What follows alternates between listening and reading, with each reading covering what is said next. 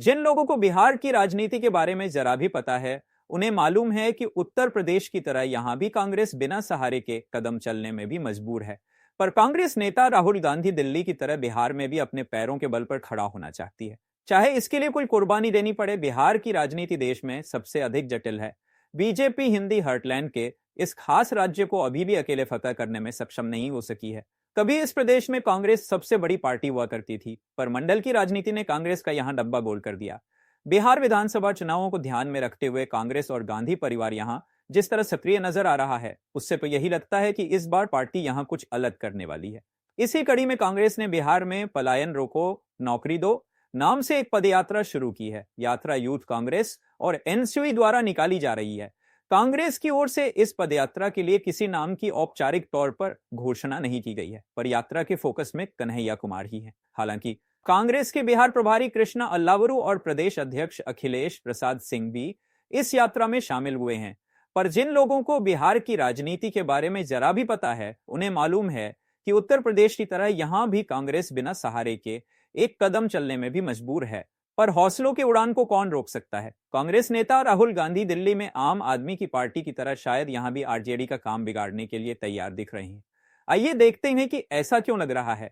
बहुत से राजनीतिक विश्लेषकों का मानना है कि कांग्रेस केवल दिखावे के लिए यह भ्रम बना रही है कि वह राज्य में अलग चुनाव लड़ सकती है। दरअसल कहा जा रहा है कि आरजेडी इस बार कांग्रेस को महागठबंधन में 40 से 50 सीटें देने पर विचार कर रही है, पर कांग्रेस पिछली बार की तरह 70 सीट से कम लेने को तैयार नहीं है। इसके अलावा कांग्रेस अपने मन मुताबिक सीटों का चयन भी करना चाहती है। पर यह समझना कि केवल कुछ सीटों के लिए कांग्रेस अकेले चुनाव लड़ने का मन बना रही आरजेडी के लिए एक भूल साबित हो सकती है। दिल्ली विधानसभा चुनाव में कांग्रेस अगर आम आदमी पार्टी के साथ चुनाव लड़ी होती तो जरूर फायदे में रही होती, पर कांग्रेस ने आम आदमी पार्टी के साथ चुनाव लड़ने के बजाय अकेले चुनाव लड़कर भविष्य पर ध्यान केंद्रित किया। यही हाल वो बिहार में भी कर सकती है। दरअसल दिल्ली हो या बिहार, दोनों ही राज्यों में कांग्रेस के कोर वोटर्स के भरोसे ही आम आदमी पार्टी हो या आरजेडी, दोनों ही मजबूत पार्टियां बन गई। इन दोनों पार्टियों के चलते ही कांग्रेस की राजनीतिक हालत दिल्ली और बिहार में धेले भर की नहीं रह गई। कांग्रेस अब ये बात समझ चुकी है कि अगर इन राज्यों में फिर से सत्ता में आना है तो अपना स्वतंत्र अस्तित्व बनाना होगा। आरजेडी की पिछलग्गू पार्टी बनकर बिहार में कुछ हासिल नहीं हो सकता। बीजेपी को रोकने के नाम पर सबसे अधिक नुकसान कांग्रेस का ही हो रहा है। कांग्रेस इस घेरे से अब बाहर निकलना चाहती है।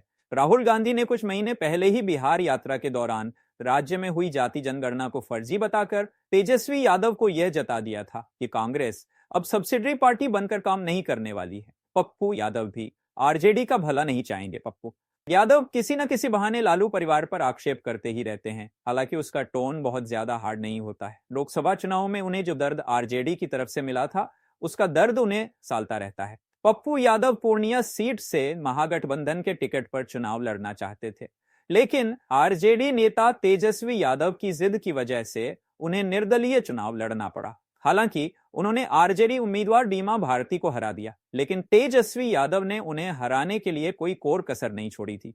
जाहिर है कि पप्पू यादव आने वाले विधानसभा चुनाव में वो उसका बदला जरूर लेना चाहेंगे। विधानसभा चुनावों के लिए कांग्रेस का झंडा बुलंद कर रहे पप्पू यादव ने आरजेडी को कुछ दिनों पहले गधा और कांग्रेस को ऊंट से तुलना कर सबको चौंका दिया था।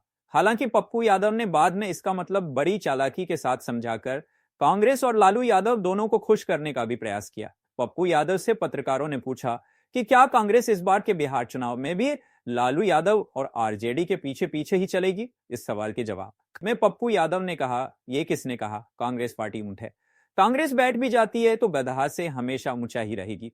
हालांकि बाद में उन्होंने बात को बदलने की पूरी कोशिश की, पर बिहार की राजनीति में अब सबको पता है कि पप्पू यादव और लालू परिवार में 36 का आंकड़ा है। कांग्रेस में जिस तरह पप्पू यादव और कन्हैया कुमार को महत्व मिल रहा है, उसे देखते हुए यह कहना मुश्किल नहीं है कि इस बार महागठबंधन की पार्टियों की राहें अलग हो सकती हैं। कांग्रेस के अकेले लड़ने का नुकसान आरजेडी को ही नहीं, बीजेपी को भी है।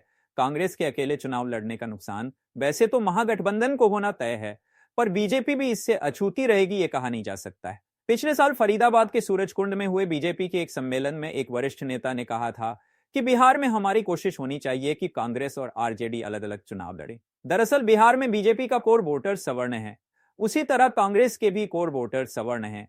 अगर कांग्रेस के कैंडिडेट सवर्ण जाति से संबंध रखते हैं और बीजेपी का कैंडिडेट किसी पिछड़ी जाति से, है तो इसमें कोई दो राय नहीं है कि एक बड़ा तबका जो बीजेपी को वोट देने वाला होगा वो कांग्रेस की ओर चला जाएगा। इसी तरह मुस्लिम और दलित वोटों में कांग्रेस की हिस्सेदारी बहुत तेजी से बढ़ रही है।